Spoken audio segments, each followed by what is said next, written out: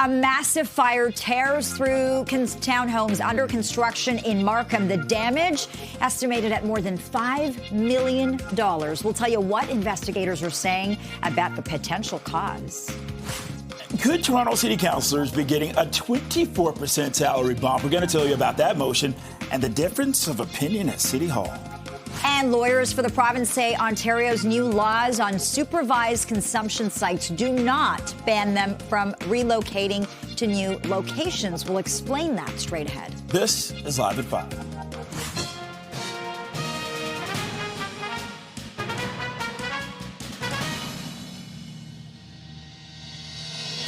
Good evening. I'm Bakari Savage. And I'm Lena Latafat. Welcome to Live at 5. An investigation is underway after a massive fire destroyed 4 townhomes under construction in Markham, causing millions of dollars in damage. CP24's crime analyst Steve Ryan has this story. Steve. Yeah, Bakari and Lena, it really is hard to get a perspective as to just how good of a job a Markham fire did in containing this fire to just the 4 under construction townhomes. That's absolutely devastating. And the fire chief said earlier on that there is upwards of $5 million in damage. And he also said that a construction propane tank may have fed the fire itself. So because there is so much financial loss, this would be under the mandate of the Ontario Fire Marshal's Office. They are the ones taking the lead on this investigation, and they will attempt to determine the cause, the origin, and the circumstances surrounding this fire. Now, we did hear from Markham's fire chief earlier on, and here's some of what he said. Let's listen. Our first-in crews reported a heavy volume of fire in one of the townhouse blocks. The fire had advanced to the stage where we were unable to make entry into any of those units. We immediately took a defensive posture and focused our attention on the residential units to the north and to the west of the involved fire. There was also flames impinging on a church on the east side of the involved units. Now, we did speak briefly with the lead investigator from the OFM just a short time ago, and he said as a result of the extensive damage, it may be very difficult to determine causation. Send it back to you guys.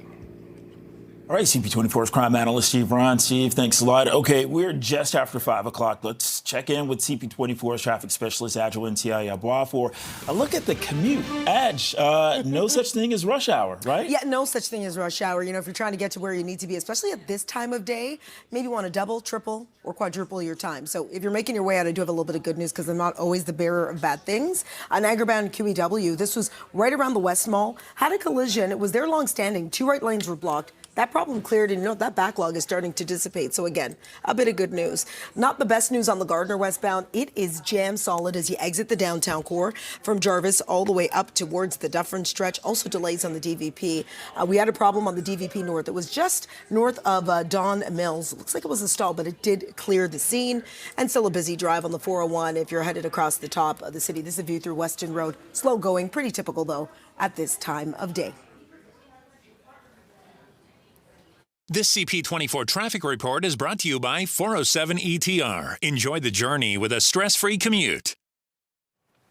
All right, Halton police have arrested 2 men in Oakville after multiple women were allegedly trafficked. 38-year-old Rayon Powell and 46-year-old Gabra Burns. They're each facing several charges.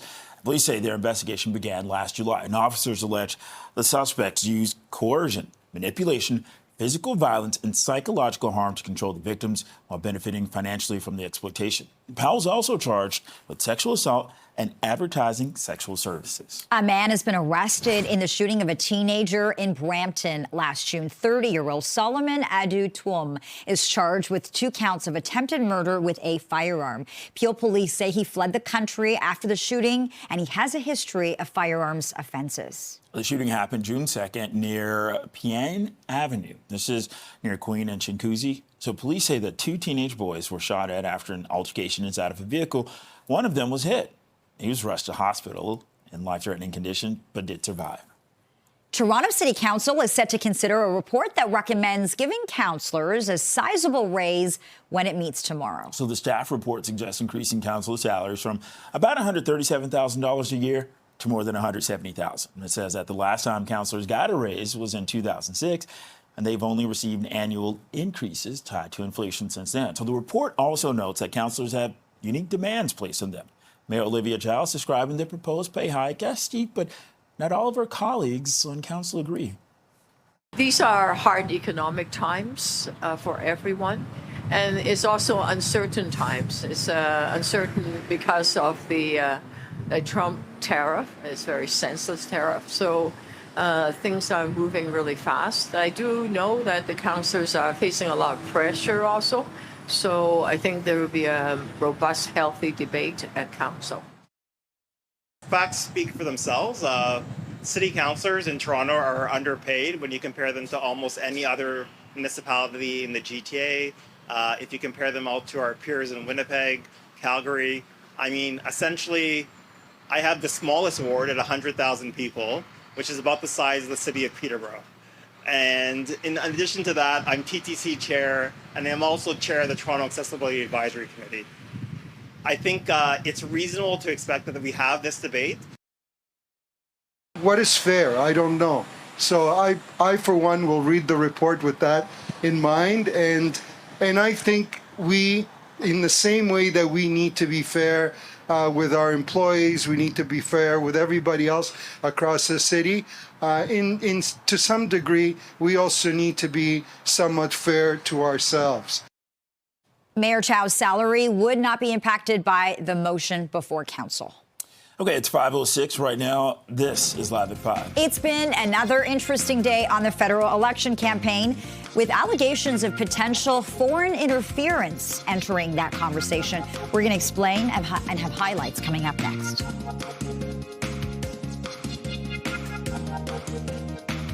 We had a busy day for the main party leaders on the campaign trail, including questions about India allegedly meddling in the Conservative leadership campaign 3 years ago. Yeah, this is according to a report in the Globe and Mail, and CP24's Phil Perkins joins us live tonight with that story and reaction from the leaders. It certainly came up on the campaign trail, Phil. Oh, it definitely did. And of course, with such a short federal election runway here, they're trying to get in as many digs as they can at this. Again, as you mentioned, from this report from the Globe and Mail, citing anonymous sources that India meddled in the 2022 federal Conservative leadership race, the one that Pierre Poilievre was running in. And they said that this was an attempt from the Indian government to cozy up to all of the federal parties. But in particular, this one with the Conservatives, they tried to raise money for the campaign. And we understand that CSIS, that's Canada's spy agency, did not tell Pierre Poilievre, who we have learned in this report, has been refusing top secret clearance. And why he was doing this, because if he had the top secret clearance, he'd be able to look at these files on potential foreign interference on his own time. But he did so to allow CSIS to inform him on any discrepancies out there so that he could use against the Liberal Party. Ironically, we understand that obviously there was a good amount of conspiracy the last couple of months about foreign interference during previous elections around them. So here's what Pierre Poilievre had to say, as well as Liberal leader Mark Carney, as well as NDP leader Jagmeet Singh. I find it beyond baffling. I find it downright irresponsible that the leader of the opposition, day after day, month after month, year after year, refuses to obtain his security clearance. As a normal course in peacetime when times were tranquil, that's unacceptable then. But at this point in our history, when we face the greatest threats that we've faced in generations, in most of our lifetimes, he has to answer for that. First of all, let's quote from that Globe and Mail article. I'm going to quote here. CSIS also did not have evidence that Mr. Poilievre or members of his inner circle were aware of these alleged actions. Then I'm going to quote the Hogue Commission, and I quote, "The Commission heard testimony about allegations of the government India interference in the Conservative Party leadership race. CSIS witnesses noted that they had no reason to believe the impacted candidates would have been aware of the alleged support." Let's be honest. I won the leadership fair and square. Even my political competitors, like Mr. Patrick Brown, have publicly testified under oath that that was the case. If you care about the country, if you care about democracy, you would get a security clearance and find out as much as possible to protect our country. But he chose not to. And the only reason he chose not to is because he wanted to put his party and his partisan interests ahead of the country. That to me disqualifies you as a prime minister candidate. It's not someone that we can trust to stand up to foreign interference. And he has shown that, and this new information confirms that. Poilievre did say that he did get a secret level of clearance when he became a cabinet minister. That was in 2015. A Bloc Québécois leader, Yves-François Blanchet, said that this move was irresponsible. But he also talked about the behavior of the Liberals and the Conservatives when it comes to foreign interference and security clearances. Says it was like going on vacation while leaving the garage door open, allowing anyone to go in and do whatever they wanted. I'm paraphrasing there, but that is what he said. So again, still day 3 of the federal campaign, and the leaders, they're going at each other. We'll see who's in the crosshairs tomorrow. Back to you. Yeah, things already heating up, and that's no surprise. Phil Perkins live in our newsroom tonight. Thank you for this, Phil. And let's stay on the campaign trail. Former Housing Minister Sean Fraser is the latest Liberal to have a change of heart about moving on from politics. In December, Fraser announced that he's going to not seek re-election, citing family reasons. Well, now he says that he's back in for the upcoming election. Liberal leader Mark Carney's welcoming the decision, saying that he regretted but respected Fraser's decision to change the course. I have assurances and comfort that I'm going to be able to be closer to home than I was over the course of the past few years and still make a contribution to the country that we all love. And I think this is a time for people to step up and make a difference. So here I am once again reoffering as the candidate for Central Nova. Fraser joins Anita Anand and Nathaniel Erskine-Smith as Liberals who rejoined the race after announcing they were not seeking re-election. Well, Election Day is April 28th. There's going to be 4 days of advance polling over the Easter weekend, so from April 18th to the 21st. And for more on the federal election, just head to our website, CP24.com, or the CP24 app. It's now 5:13, 3 degrees out there. You're watching Live at 5. The TTC has announced plans to improve bus service on more than a dozen routes. We'll tell you where next.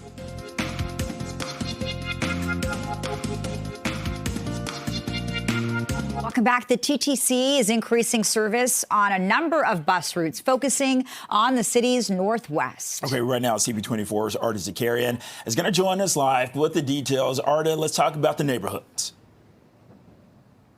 So we are looking at Scarborough, where I am at. In particular, the route along here is 16 McCowan Scarborough Center. That route is going to see some increased service. And there are 14 others across the city that will see this increased service. Areas like Etobicoke, right here in Scarborough and North York, and including Saturday service. Earlier in the day, we were in the area of Steeles and Weston. And on Saturday, there will be more service to match weekday service levels. Here's more from Mayor Olivia Chow and the TTC chair. Today, I'm announcing the increased service on the bus, subways, and streetcar networks. That means more frequent, more reliable, accessible TTC services, and it means stronger connections throughout the city. 14 bus routes will benefit from more room on board and shorter wait times. Right here at Steele and Weston, that means more service on the 60 Steeles West and the 960 Steele West Express and the 165 Weston Road North buses. In the east, we are increasing bus service on important routes like the 16 McCowan, the 39 Finch East, and the 57 Midland. Of course, this will be great news to my residents in Scarborough North, who frequent these bus routes quite often. I'm extremely proud that as a city, we are making historic investments in the TTC under the leadership of Mayor Chow across our bus, subway, and streetcar networks. Mayor Chow says Torontonians deserve better. They do deserve reliable, affordable service that's also frequent. She's also saying that they're going to combat bunching. That happens when you're waiting for a bus to show up, it doesn't, and then 5 show up at the same time. Of course, that's increasingly frustrating as well. And so this is supposed to connect you to your job and to your family and to each other. Back to you. Yeah, got to keep moving. Arda, thanks so much for this. Well, lawyers for the province say Ontario's new laws on supervised consumption sites do not ban them entirely, and those forced to close are free to relocate. Well, the comments contradict numerous statements from Health Minister Sylvia Jones, who said no sites will open after the closure of 10 sites come April 1st. They were ordered to close under the Community Care and Recovery Act because they're within 200 meters of schools or daycares. The province's lawyers made the comments in court today as the Ford government faces a legal challenge from an organization that runs a safe consumption site in Kensington Market. In a statement to CP24, a spokesperson for the Minister of Health says that the government has been clear and will not approve any new or relocating drug injection sites. And lawyers for Hudson's Bay say more stores could be saved from closure or added to the list, depending on how the next few weeks go. And the company began liquidating all but 6 of its 80 department stores yesterday, plus all of its Saks off 5th and Saks Fifth Avenue shops in Canada. HBC has said lower consumer spending, reduced downtown traffic, and Canadian-U.S. trade tensions have left it facing significant financial difficulties. Hudson's Bay originally thought that it would need to shutter all of its stores, but a recent spike in sales made it enough cash to spare 6 locations. The Federal Court of Appeal is upholding a decision that aims to increase accessibility for air travelers with a disability, dismissing an appeal by Air Canada. Yeah, the ruling marks the culmination of a case that's dragged on since 2016, as when a man was told that his power wheelchair would not fit on a plane, preventing him from traveling to Ohio as planned. Well, the Canadian Transportation Agency ruled in 2023 that Air Canada must either find passengers a similar flight or swap in a plane that is capable of carrying the mobility device. Well, Air Canada accepted most of the agency's orders, but had appealed the plane swap requirement. The spike in measles cases in Ontario is being directly linked to a Mennonite gathering in New Brunswick back in the fall. Chief Medical Officer of Health, Dr. Kieran Moore, says 177 cases in southwestern Ontario have been directly linked to that outbreak. In a memo sent to Ontario's public health units March 7th, Dr. Moore noted how Mennonite, Amish, and other Anabaptist communities were especially vulnerable to contract measles because of low immunization and exposure. We haven't had a measles outbreak like this in a very long time. We would sporadically see cases of measles, mostly associated with travel. So in any area where there previously were known cases of measles, someone who's infected with the virus would travel to that area from another jurisdiction, and then they can potentially spread the virus to those who are not fully protected. So that's just what we're seeing here. So that's why we're just trying to work with our community to see if we can arrest the transmission the best we can. The hard-hit areas in Ontario, in southern Ontario, there's a few areas where the recommendation is that the first dose of the vaccine can be given at 6 months to 1 year. And I think that's important because children, the youngest, are the most vulnerable to this. We know that those under 1 year aren't immune to this. They don't have, with the prior recommendations, they're not eligible for vaccinations. And this provides a level of protection to a very vulnerable group. There have been 440 cases of measles in Ontario so far this year. That's more than 300 of them are in areas covered by Southwestern and Grand Erie public health units. It's 5:22, 3 degrees. This is Live at 5. A first-of-its-kind venue is about to be built right here in Toronto to host Cirque du Soleil later this spring. Those details are coming up.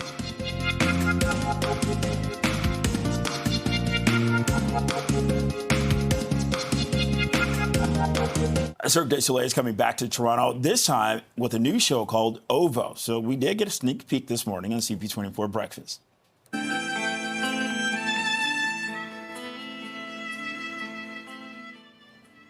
Okay, if you were to take a guess, Bakari, what would you say this is about? Is that a beetle and a bumblebee? Bugs, you got it. The newest production explores the energetic life of bugs with acrobatic performances and music. It premieres right here in our city in May in a first-of-its-kind pavilion being built along Lakeshore West. Very graceful. That self-standing structure, the largest of its kind, we're bringing it for the first time, actually in North America, here in Toronto. For the months of May and June, we will have OVO, our arena show that's been touring around the world for 15 years. But for the pavilion, that's what the name of this new structure will be, the Pavilion by Cirque du Soleil Entertainment Group. It is the size of 22 tennis courts, just to give you an idea. Wow. So a really large mobile arena, and we actually broke ground yesterday. It's in Lakeshore Boulevard West, and it's going to take about 4 weeks for 60 people to set it up almost day and night.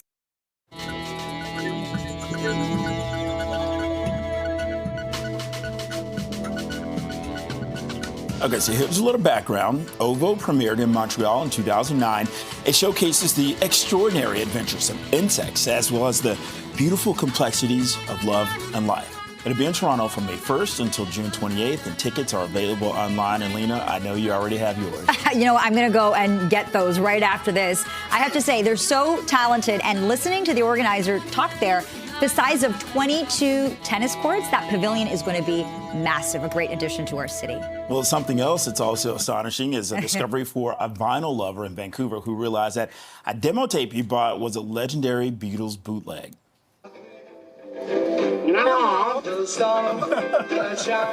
The tape is a copy of the original master that the Beatles made in January of 1962 before Ringo Starr had joined the band.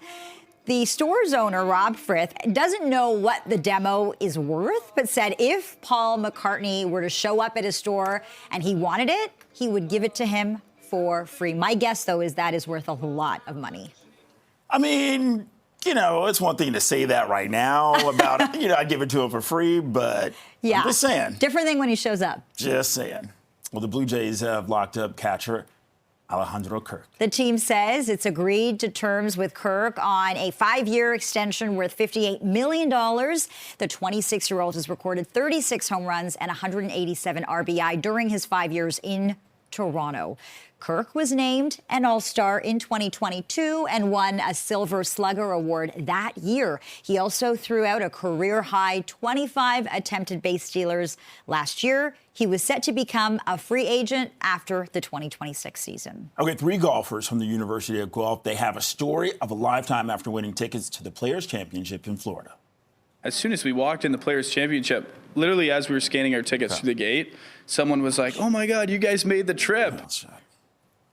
Now known as the Ontario Boys, the group of golfers got a bunch of attention online from pro golfers like Rory McIlroy for documenting their trip after getting free tickets for the final day of the tournament. The sudden following of their story led them to get a free round of golf at the famous TPC Sawgrass course and at a Tomorrow's Golf League event in Atlanta. Okay, it's 5:28, 3 degrees. This is Live at 5. We are following developments out of Markham this evening where investigators, they're trying to determine the cause of a massive fire at a townhouse complex overnight, and the damage, as you can see, extensive. Stay with us.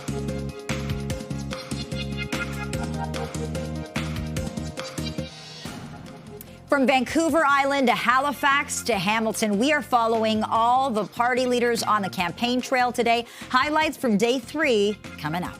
And a massive fire tears through townhomes under construction in Markham. The damage estimated at more than $5 million. We're going to tell you what investigators are saying about the potential cause. And could Toronto City Councillors be getting a 24% salary bump? We'll tell you about that motion and the difference of opinion at City Hall. This is Live at 5.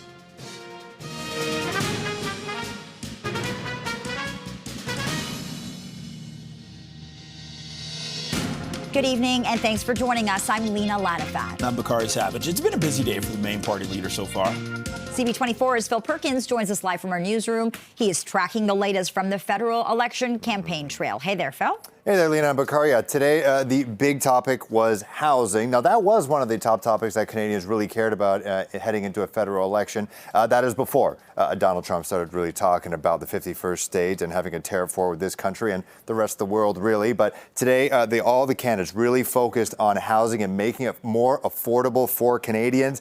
Pierre Poilievre, the Conservative leader there with his family, he was all throughout the GTHA. He was making stops in Hamilton and Stoney Creek. He was going to be having a rally there later today.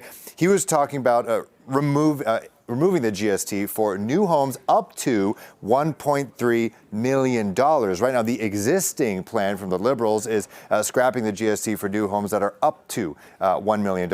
They talked about how the fact that for $1 million, you can't really get a home these days, unfortunately. As for the Liberal leader, Mark Carney, they reiterated what we already know, but removing the GST for new homes up to $1 million. They did not say anything new today, but they said something is in the works. As for the NDP, their leader, Jagmeet Singh, actually stood at a vacant piece of land, the exact same piece of land that the Liberals were touting was going to be the home of new homes. And the fact that it's still just gravel just talked about the inefficiency of the federal government heading into this election. And he said if elected, they would set aside all suitable federal land to build over 100,000 rent-controlled homes over the next decade. Here's what the three leaders had to say. We are building for the long term. We're building Canada strong, not for an election cycle, but to protect Canadians. We're building for the long term. We will make sure that nobody loses their dental care. We will also, on child care, we all believe that there should be more affordable child care in this country. The question is if I'm assured that Pierre Poilievre, the Conservative, is not going to cut. No, he is going to cut. He voted against dental care. He voted against pharmacare. That's Jagmeet Singh kind of firing back at Pierre Poilievre, saying dental care is going nowhere if elected. There on your screen there is co-leaders of the Green Party, Elizabeth May and Jonathan Pednot. They were out canvassing in Montreal. Again, back to you guys.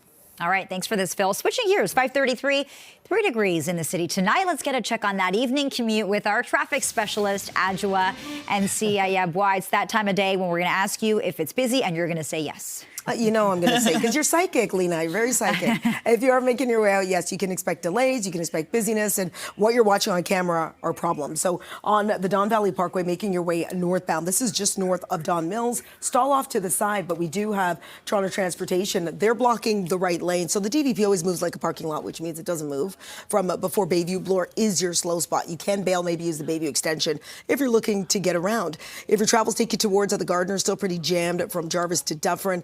And up on the 401, so my cameras are going out. It's still a busy drive as you make your way across the top of the city, but slowly but surely starting to thin out. Outside of camera view, crews on scene of a collision blocking lanes on Royal York and Eglinton. I'll send it back to you both.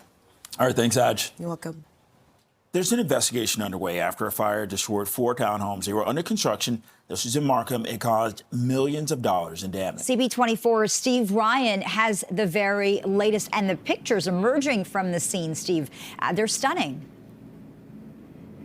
Yeah, Lena and Bacardi, it really is hard to put it into perspective, the amount of damage that was caused during this fire, or the quality of work that was done by Markham Fire to contain the fire to just those 4 units. We heard from the fire chief from Markham Fire Department today saying that there is approximately $5 million in damage and that they were able to contain the fire to those 4 units. But as you can see by what has been left, that there's just a complete devastation. So because of the amount of financial loss due to this fire, it falls under the mandate of the Fire Marshal's office. So they will be the ones doing the investigation, trying to determine the cause, origin, and circumstances surrounding the fire. Markham Fire did some outstanding work to contain that fire to just those 4 units that were under construction. They were able to prevent the fire from spreading to other units that are in the process of being completely built as well. And the fire chief said today that there is approximately $5 million in damage as a result of these 4 units being burnt to the ground. So this will be an investigation now being conducted by the Ontario Fire Marshal's office, because it is in their mandate if in fact there is such a substantial financial loss. And certainly in this case, $5 million would fall into that category. So the OFM will now try to determine the cause, the origin, and the circumstances surrounding this fire. We did hear from the fire chief from Markham Fire earlier on today, and here's some of what he told us. Let's listen. It was a tremendous effort by our crews here last night. Although we lost the original block of 4 townhouses, we were able to protect 6 units still under construction on the north side and as many as 12 units on the west side. And of course, we limited the exposure damage to the church just to some flame impingement on the roof.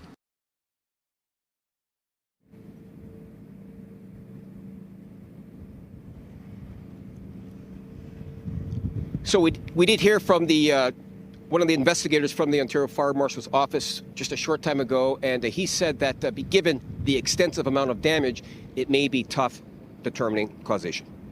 I'll send it back to the desk. Okay, CP24's crime analyst Steve Ryan in Markham. Thanks a lot, Steve.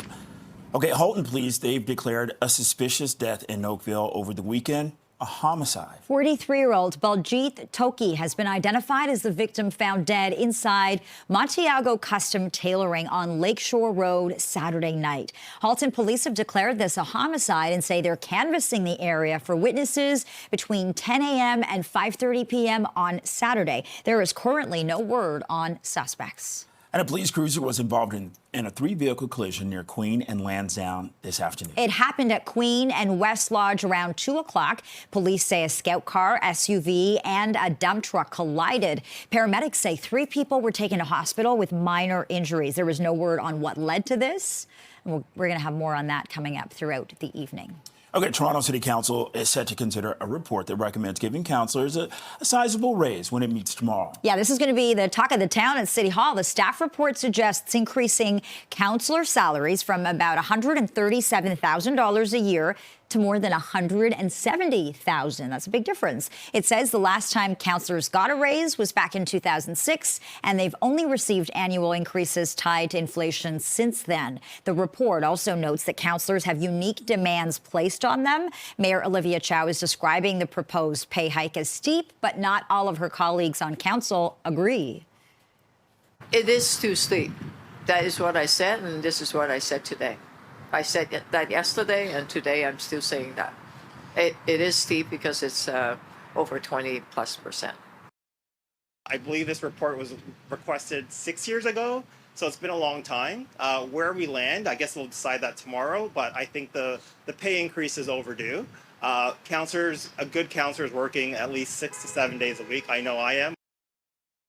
What is fair for that? What is fair compensation for that role and for that job? We will land on that, I suspect, over the next few days, but that's something that I would be very cleanly interested in taking a look at. Well, Mayor Chow's salary is not going to be impacted by the motion before council. Well, lawyers for the province say Ontario's new laws on supervised consumption sites do not ban them entirely, and those forced to close, they're free to relocate. The comments contradict numerous statements from Health Minister Sylvia Jones, who said no sites will open after the closure of 10 sites come April 1st. So they were ordered closed under the Community Care and Recovery Act because they're within 200 meters of schools or daycares. The province's lawyers made the comments in court today as the Ford government faces a legal challenge from an organization that runs a safe consumption site in Kensington Market.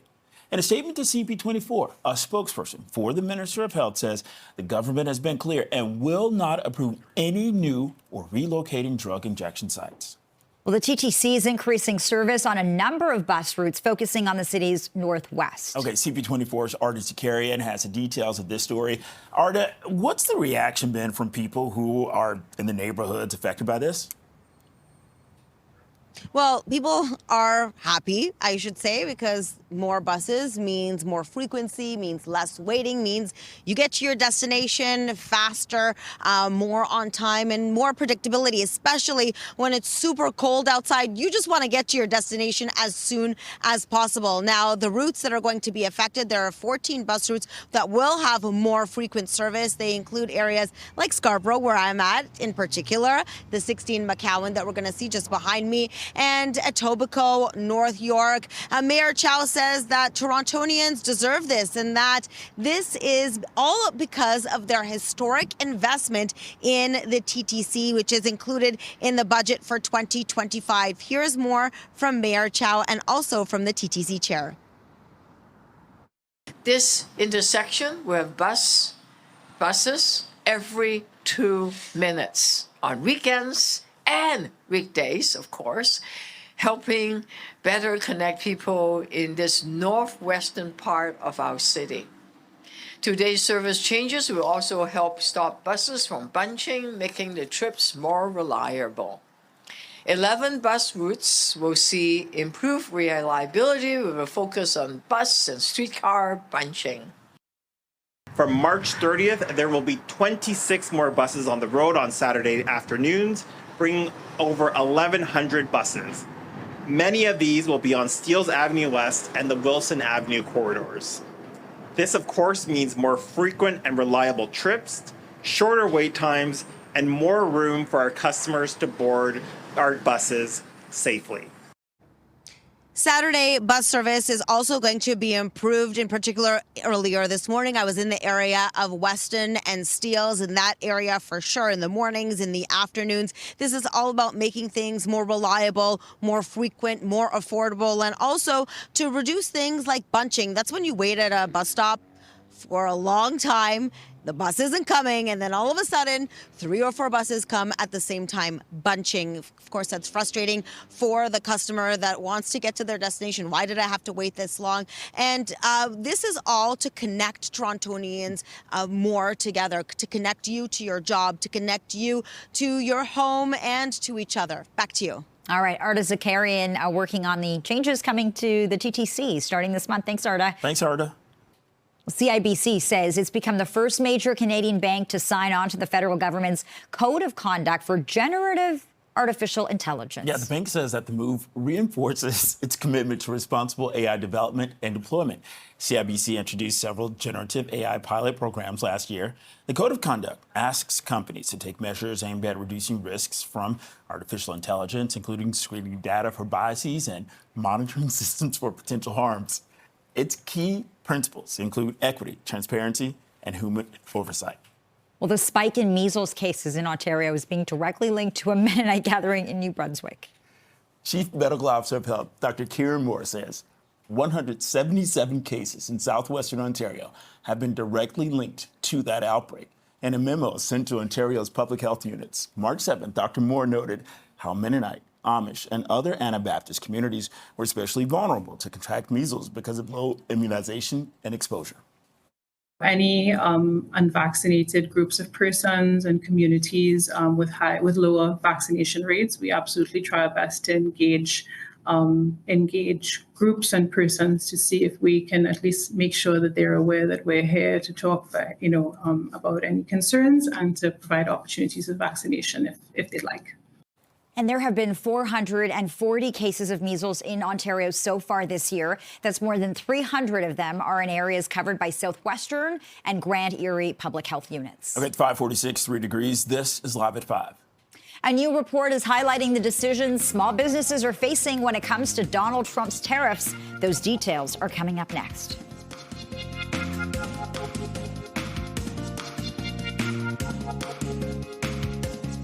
A new poll is highlighting how small and medium businesses in Canada are planning to cope with U.S. tariffs. The survey by World Trade Center Toronto found companies prefer measures like reduced hours or hiring freezes over significant layoffs. The poll also found 63% of the businesses surveyed anticipate cutting or delaying research and development investments if tariffs heavily impact their revenue. The study says Canadian small and medium businesses get about 31% of their revenue from U.S. sales. And for more on this, we're joined live by John Warren, Vice President of the World Trade Center, who commissioned this study. Thanks so much for joining us, John. We appreciate your time. Tell us more about these findings. What stood out to you about the kinds of decisions businesses in this country are facing? Thank you. Good to be with you. The one thing that stood out for me is that there are a certain amount of small businesses that are way more exposed to trade barriers than the rest. So in our survey, about 20% actually have almost 80% of their revenue coming from the U.S.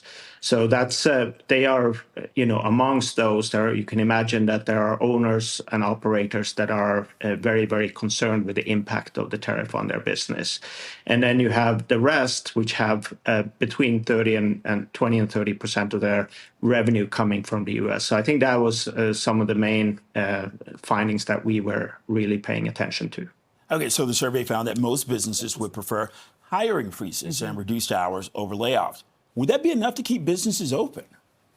No, I think that's a short-term coping strategy. I think longer term, if this continues, businesses are having to look for different markets to maintain revenue, to maintain the level of employment that they have. Small business in Canada, as you know, make up 98% of the businesses, and they employ about 10 million Canadians. So they are the backbone of our economy. And it's clear that we've had a huge over-reliance on the US market. Some of it, I would say, is probably also accidental, just because of the proximity of the market, the cultural similarities, etc. So I think now it's a time for businesses to really think about, okay, what markets are actually good for me? What's the good strategic fit? And make deliberate choices going forward. I think too much of the decisions have gone to the U.S. market for convenient reasons. I want to talk about that, John. I heard you bring up a staggering stat that some of these businesses in the country are looking at 80% of their revenue coming from the U.S. So they're heavily reliant on our American allies, or what were once our American allies. You'd also talked about becoming more self-reliant. How challenging is that for businesses like this? Well, I think it is hugely stressful. A lot of small businesses don't have very deep pockets. They don't have reserves they can pull on. So if they're not able to pass the cost of the tariffs on to their customers, they're really looking at probably a significant drop in revenue. So I can imagine that it's hugely stressful for those companies that are in that particular situation. Hey, John, there's the Buy Canadian campaign and also, measures to limit certain contracts to Canadian businesses only. Will that help offset, this lack of revenue that's anticipated? I think that's hard to say. It's hard to say. It depends partly how long we're going to be in the situation of uncertainty, for sure. Revenue doesn't change overnight. It takes a long time to build up customer relationship and to build up distribution, presence, and the things that drive revenue. So I think that's going to be very hard to predict. But I would say that there is a significant push and political goodwill now, I think, to reduce the trade barriers internal in Canada. And that will help grow the market. And I've seen estimates from economists suggesting that it might add something like 6-7% to GDP, which is quite significant. And there are, if you can have things like more government procurement going towards Canadian businesses, that in and of itself represent a massive market opportunity. But these things also take time. And so it's the issue here is, do Canadian small businesses have the runway to wait for those changes to take place?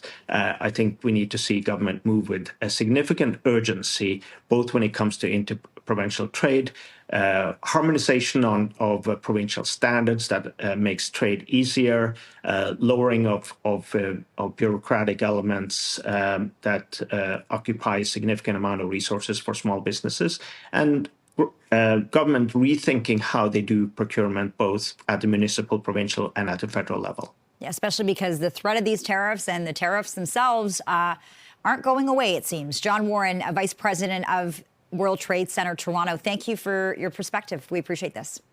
Thank you.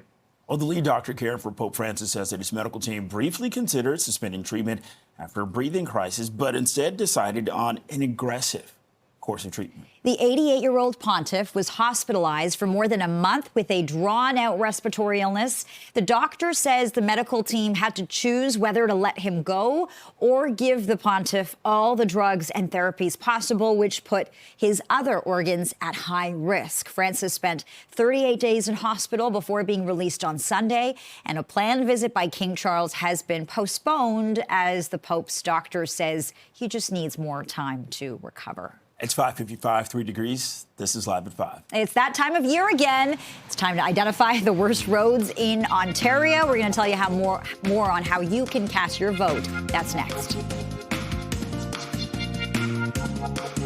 Welcome back. Nominations for the CAA Worst Roads campaign, they're now open. I feel like you would have a lot to say about this, Bakari. CAA says 85% of people in a recent survey reported being concerned about the state of the roads, while nearly half of respondents have experienced vehicle damage. The main repeaters would be Eglinton Avenue West and Finch Avenue West. We also see Lakeshore Boulevard East make the top 10 list for the last 3 years. And all three of those roads do have large-scale infrastructure projects going on there right now, which may be a little bit difficult to keep up with some of the pothole maintenance. But we're hoping once those projects have been completed and that the city is able to keep up with the road maintenance, that those roads come off the list.